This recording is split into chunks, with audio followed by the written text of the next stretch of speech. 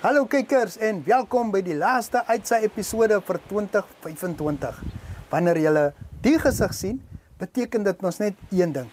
Dit is uitsaai tyd. So sit gerus terug, ontspan en geniet die kuiertjie.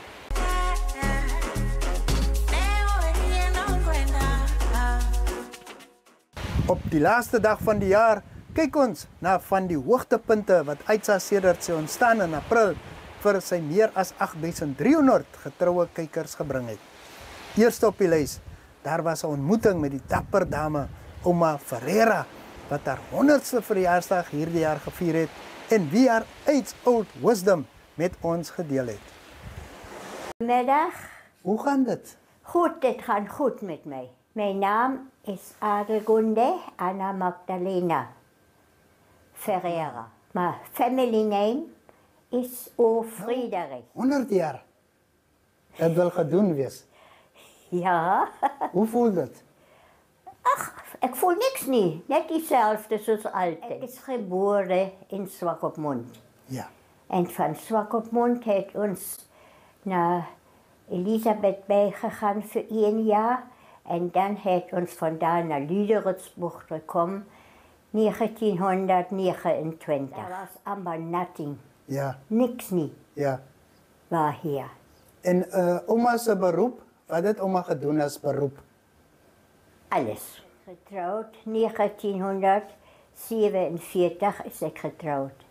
En ik heb 4 kinders, 2 seuns en 2 dochters. Maar nou, 1 seun is oorlede. Nou heb ik net die 3 kinders. Waar het oma getrou? Hier in Lüderitz, in die klein kerkie. Ik is een kerkling. Oma, wat is die geheim van die goeie lewe? Om te gezond te blijven. Net mooi eet. Ja. En ik heb gaan zwemmen. Of net die natuur. Ja. Weet je? Dit. En goed eet, vruchten, groenten. En het is al. Oma drink nie, oma rook nie.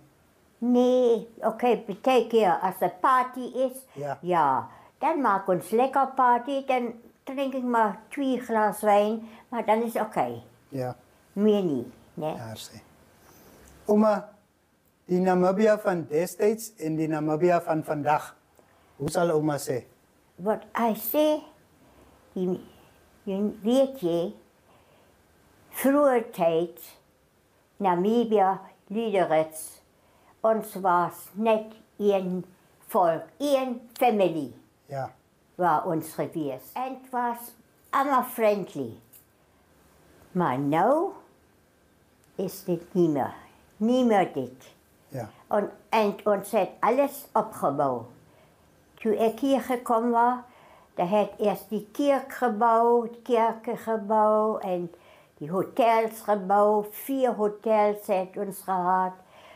En ik heb het alles miterlebt, weet je? Ja. Dan. En ik weet niet, maar nu is dit niet meer diezelfde. Dit is niet meer mijn Lüderitz niet. Ja. Nee. Ja. Weet je? Hoe was die verjaarsdagpartytjie? Oh, het was hectisch. Het was vol, ne? Met 35 mensen. En oma se wens, se verjaarsdagwens, wat was dit? Dat allemaal net gezond blijft en ons is allemaal happy. Onze happy family, allemaal. Ik heb die eerste keer allemaal mijn family kennengeleerd. Van die kinders en kleinkinders en nog kleinkinders. En ik heb is die 5e generatie nu hier in Lüderitz. Daar sê. Oma, wat sal oma vir die jong mense van vandag sê? Die jeug. Ja, ik ken hulle niet meer. Dat is al zo nieuwe goed. Zoals die telefoon is anders en dat is niet, dat is niet mijn wereld meer. Ja. Ik ken niet die oude wereld. Ja. Nou, oma is gezond. Oma luister nog mooi. Oma sien nog mooi. Nee. Ek kan nie meer sien mooi nie en ek kan nie meer roer nie. En ek kan nie meer loop nie. Nee, my tyd is verby, amper verby Wat geniet ouma die meeste vandag? om te eet. Nee? Ek eet die hele dag. Ja. Wat is die gunsteling kos, nee? Eintlik die Duitse kos. Ja.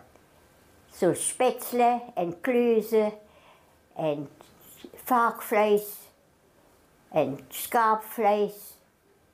Weet jy, en groente. Die meeste is groente en Is vrugte. daar nog iets wat ouma wil sê? Nee, ek wens net Alma dat Alma gesond bly. Ouma Anna was Aitsa se eerste sosiale media vlinder.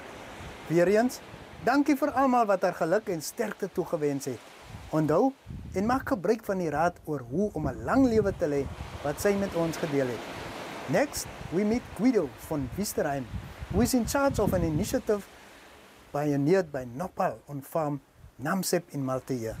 This project aims to empower local communities by creating jobs, providing livestock feed, and enhancing food security. It has been going very well. All our hopes and our expectations have been met, even been better than met. So we are quite positive. We have had good growth and we are very happy with the progress. That season was incredible. It was good. It always rained. Sometimes every week or every 2 weeks, enough rain. We didn't have to water a lot. And as you know, rainwater is the best for growth. And so I think that helped a lot. It saved us water and work on one side. On the other side, it really gave the plants a boost.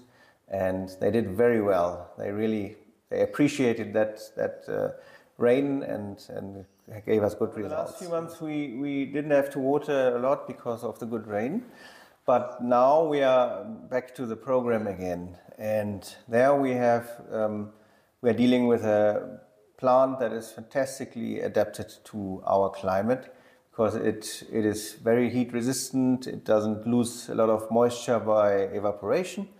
And because of that, it doesn't need a lot of water. So our current program, we are giving water to the field at 1 liter per plant per week. So currently the nursery, the field that we are working on, we have around 35,000 plants on that. So that means we are using about 35,000 to 40,000 liter per week.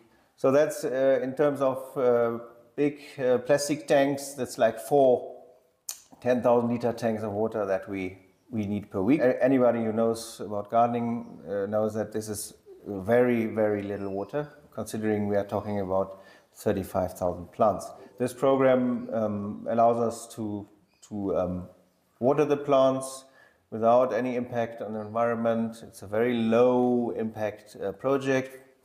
And yeah, we're getting good results. So we are quite happy about that. Yeah. Amazingly, we didn't have any major problems here. We have not yet had any real challenges. The plants are very hardy, very resistant. The only little challenge we had this year was by the Dickpens or Abraham Bupens. Yeah. Because of the good rains, there were thousands of them around. And apparently they really like the Ubuntia, the plants, and also the fruits. We didn't have a lot of fruit this year, but that was one thing where we saw, okay, this could be a problem if we have maybe a few good rainy seasons and these bugs are getting out of hand because they are really eating the plants and damaging them. For now, it was okay. It was only certain areas a little bit, but not a big issue. But one has to be careful and keep that in mind. And but apparently you can just collect them when they become a problem. You just go through the rows, you pick them up, and then after a few days you reduce the number enough so it isn't a problem anymore. Yeah, the big project, we are still busy with the fencing. This is a bit more, it takes a bit more time than we expected. We also had some damage from the rainfalls, some water runoff that loosened some of the poles, so we did have to do some repair. But they are still busy with setting up the fence. We are quite advanced by now. I hope we'll be ready in maybe 3 or 4 months. Yes. So then we can start proceeding with operations there. Before that, before it's not fully fenced, it doesn't make any sense because, of course, the baboons are just waiting for that opportunity. So yeah, that's our next step for the big project. Just get the fencing done. Can you give us an overall overview of where the project is going? Yeah, the project is still going ahead in the direction where we want it to go. We still see a lot of positive opportunity, a lot of potential for this plant and all its benefits that you can get from it. So we are just going forward with it step by step. The final decision on which direction we are going with this, there are so many options. It's not easy to decide. There's the option, of course, of the carbon credits, which is very interesting. Then there's of biofuel. Then it's the fruit. There are many different ways to utilize the plant, also as animal fodder. So there are still, the avenues are all there. So we are still fine-tuning, figuring out which will be the most profitable and also the most practicable way to go on with the project, and then finally how we're going to utilize the plants. But that we're going to utilize them, that's for sure, and it's going in the right way, the right direction. We have good growth, and we are still, well, we are very positive about where it's going. One of the positive spin-offs in this arid country is the usage of the plant as animal feed. Yes, yeah. What does it hold in for Namibia, that aspect? I think it can have a huge potential for Namibia. There are many farmers already who are utilizing it. Some farmers have been utilizing it for generations already. It's not a very well-known fact, but these plants are good. They're very nutritious. They are low maintenance. They have a lot of moisture in them. They have a lot of fiber in them. And if you treat them correctly, if you give them the nutrients they need, they also they've got quite some protein in. It can be used just plain under certain circumstances, but it is always a good mixer with other like rough food, with straw, with grass, with some additives. So it can be a base for a lot of different feeds. It can be dried. One could think about it if one has a good access about pellet production, like Lucerne pellets. You could replace maybe by Opuntia pellets. Yes. So there's a huge potential, I think, and it needs much less water than any other plant that we use for fodder. When could you possibly harvest cladduts?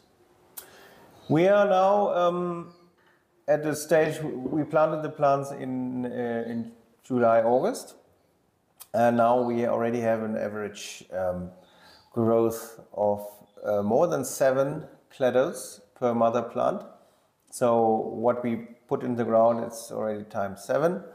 We have it on the field. One could start harvesting now the first plants or cladduts to replant. Since we are still busy with the fence for the big project, we still let them grow. The longer they grow, the more volume they get, the stronger they get. That's all storage that they can utilize when you plant them. Some energy.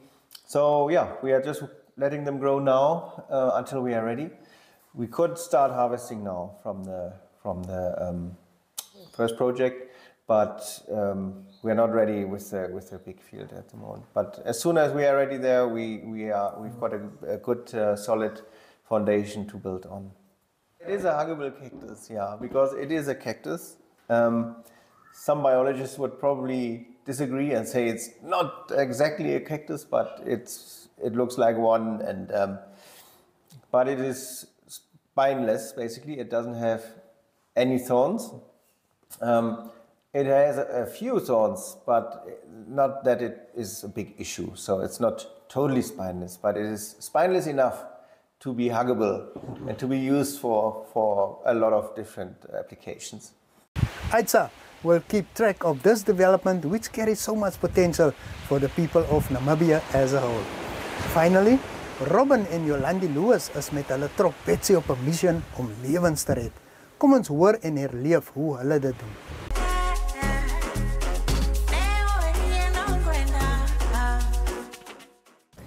Dit het alles vir 7 jaar terug begin, actually 2018. Ek was gediagnoseer met bloedkanker en 'n rare genetic disease, hulle noem dit Fanconi anemia, en dit veroorsaak kankers deur my lewe.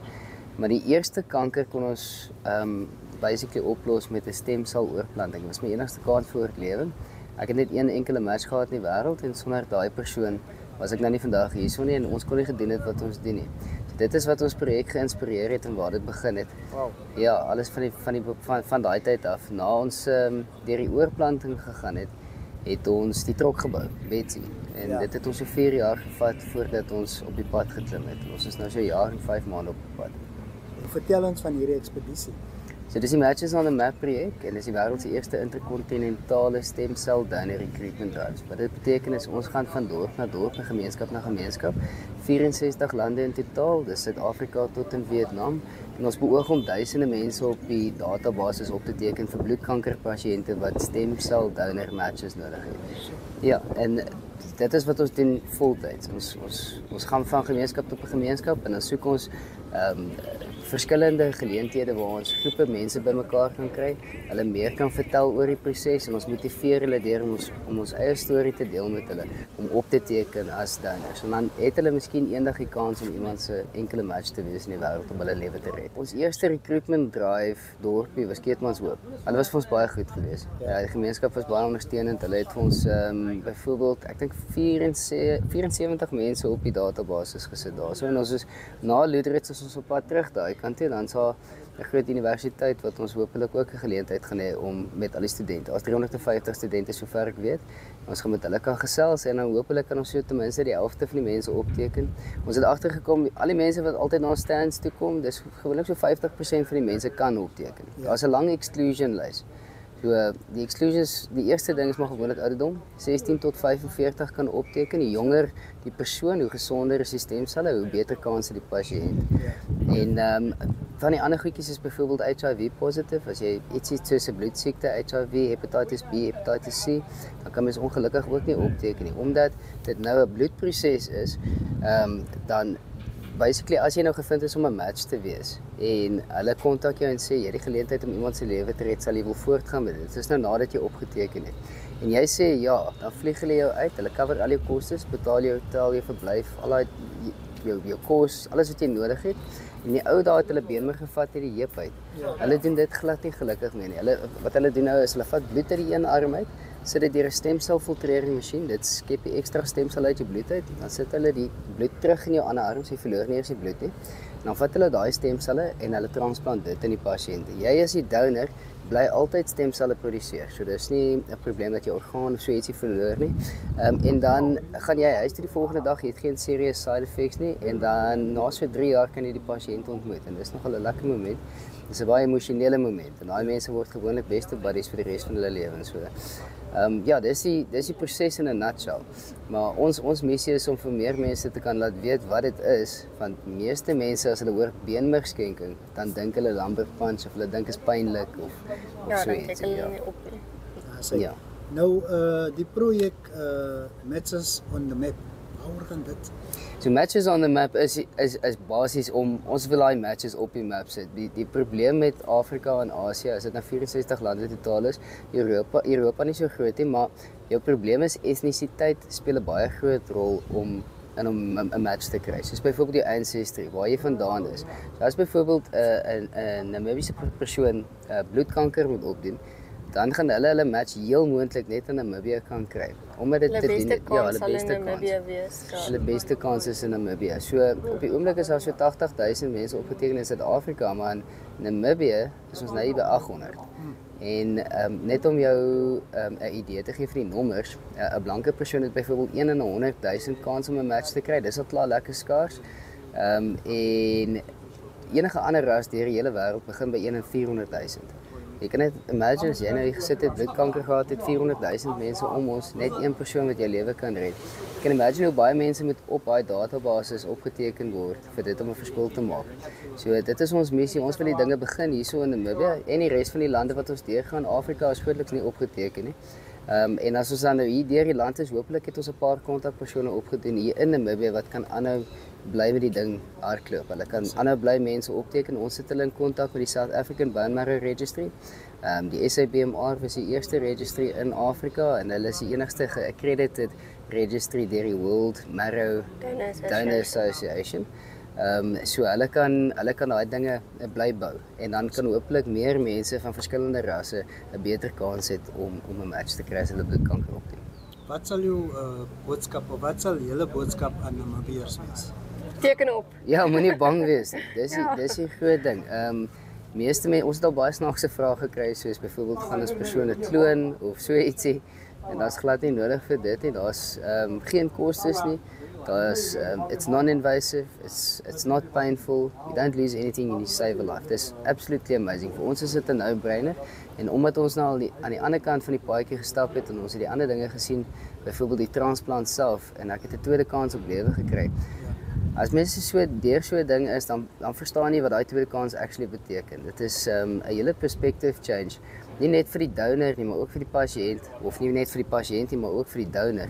'n Pasiënt stap uit met 'n new breath of life. Hy is weer lus vir die lewe, hy sien dinge anders, sy perspektief verander, sy verhoudings is beter en aan die donor se kant hy maak 'n groot verskil in iemand anders se lewe en dit het 'n impak op homself. So ons wil vir mense motiveer om op te teken. Jy weet nooit of jy daai persoon gaan wees nie. Daar's nie 'n garantie dat jy 'n match sal wees nie, maar as jy is, dan maak jy 'n groot verskil. Enigiemand se lewe wil red. Sê Jolandi, hoe voel dit om 'n huisvrou op wiele te wees? Dit is awesome. Dit is awesome om jy huis oor ons hier saam met jou te hê. Ja, ons is heel gemaklik in Betsy. Dit het 'n bietjie 'n rukkie gevat om gewoon te raak in die klein spasie en so, maar omdat ons self gebou het, kon ons mooi beplan het. Ek en sy byvoorbeeld alles self gebou. En ons het al ons lywe fisies gemeet dat ons gebruik kan maak van elke spasie. Die shower is net groot genoeg vir my, byvoorbeeld ek sê my skouers is nou bietjie breër as haar. Ons loop nie mekaar vas in die huis of so ietsie. En die lekker ding van 'n klein spasie is baie vinniger om skoon te maak. Ja, dis ja. Waarna hiervandaan? Ons is van Loederits af, gaan ons terug Keetmans hoop toe vir daai een recruitment drive daarso.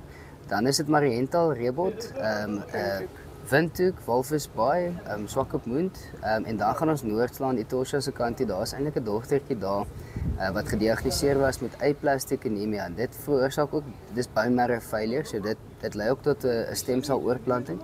Haar pa het ons gekontak en gesê sy het nie 'n match nie. Dit is een van die main missions hierso in Namibië. Ons wil kyk of ons vir daai dogtertjie 'n match kan kry. En soos wat ek genoem het, etnisiteit speel daai groot rol. Gaan vir ons moeilik wees, maar ons gaan definitief seker maak ons probeer met almal in kontak kry en mense motiveer om op te teken op die database, veral mense van kleur.